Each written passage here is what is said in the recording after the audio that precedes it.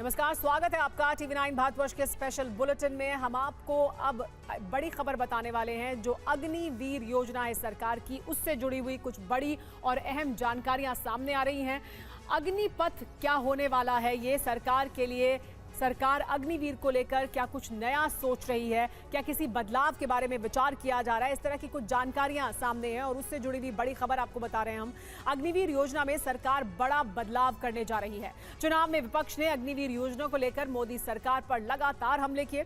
इस योजना को वापस लेने के भी वादे किए थे, लेकिन अब तीसरी बार शपथ लेने के बाद एनडीए सरकार इसे लेकर कई सुधार करने की तैयारी में है। एक तरफ भारतीय सेना ने रिव्यू और सर्वे के बाद कई सुझाव दिए हैं, वहीं 10 सचिवों की एक कमेटी भी बनाई गई है जो पीएमओ को रिपोर्ट देगी। आपको बताएंगे इस योजना में सरकार क्या बदलाव कर सकती है, लेकिन पहले बड़ी खबर जान लीजिए। बड़ी खबर इस मुद्दे से जुड़ी हुई है कि अग्निवीर योजना पर सूत्रों के हवाले से बड़ी जानकारी मिल रही है। कुछ प्रावधान बदलने के पक्ष में है सेना ने सर्वे और रिव्यू का हवाला दिया है। योजना से जुड़े लोगों से मांगे गए थे सुझाव और इन सुझावों के आधार पर कुछ प्रावधान बदलने के सुझाव दिए जा रहे हैं।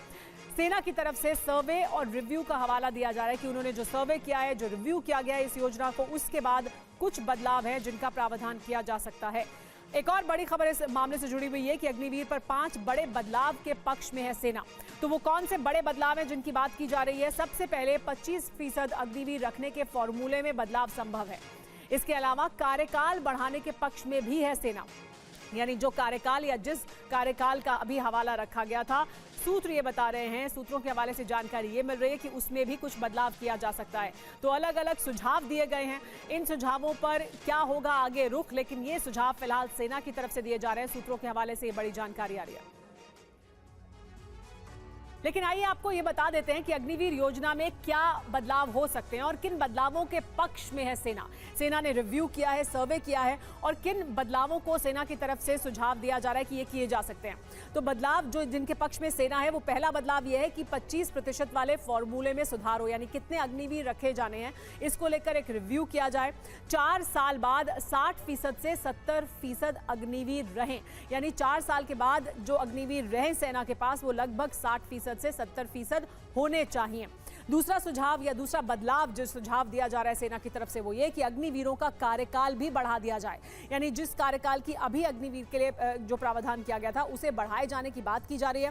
कार्यकाल 4 साल से बढ़ाकर 7 साल कर दिया जाना चाहिए, ये सुझाव दिया जा रहा है, क्योंकि पहले अग्निवीर योजना के तहत 4 साल का अग्निवीर का कार्यकाल होना था, लेकिन सेना की तरफ से सुझाव यह है कि इसे बढ़ाकर 7 साल कर दिया जाए।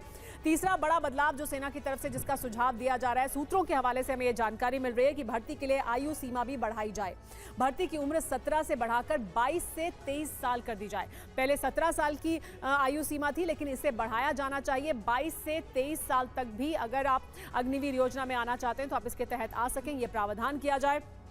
चौथा बड़ा बदलाव जो सेना की तरफ से जिसका सुझाव दिया जा रहा है, वो ये कि ट्रेनिंग के दौरान विकलांग होने पर मदद मिले। अभी ऐसा कुछ नहीं था, यानी जो अभी की योजना है उसमें इस तरह का कोई प्रावधान नहीं था, लेकिन सेना का यह कहना है कि अगर ट्रेनिंग के दौरान कोई हादसा होता है, कोई विकलांग हो जाता है, तो फिर उसको मदद मिलनी चाहिए। सर्विस खत्म होने पर भी विकलांगता भुगतान जारी रहना चाहिए, यानी वो अपनी सर्विस जब पूरी कर बाहर निकले तो भी उसको जो ये भत्ता है, जो ये सहायता है, वो मिलनी चाहिए। 5वां बड़ा बदलाव ये कि शहीद होने पर परिवार के सदस्य को नौकरी मिले। अभी ये प्रावधान नहीं था और ये एक बड़ा फैक्टर था जिसकी वजह से इसका विरोध हो रहा था, क्योंकि सेना में जो अभी लोग हैं उनको, उनके परिवार को नौकरी मिलती है। शहीद होने पर परिवार को आर्थिक भत्ता भी दिया जाना चाहिए, तो नौकरी भी मिले और आर्थिक भत्ता भी दिया जाना चाहिए। इस पर हमारे साथ टीवी9 भारतवर्ष संवाददाता जुड़ गए, न्यूज रूम से संवाददाता सुमित चौधरी जुड़ गए हैं। इसके अलावा अंजू निर्वाण भी हमारे साथ जुड़ी हुई हैं। सुमित, ये मुद्दे जो सुझाव दिए जा रहे हैं सेना की तरफ से, पहले तो ये बताइए कि किस तरह का ये सर्वे किया गया था।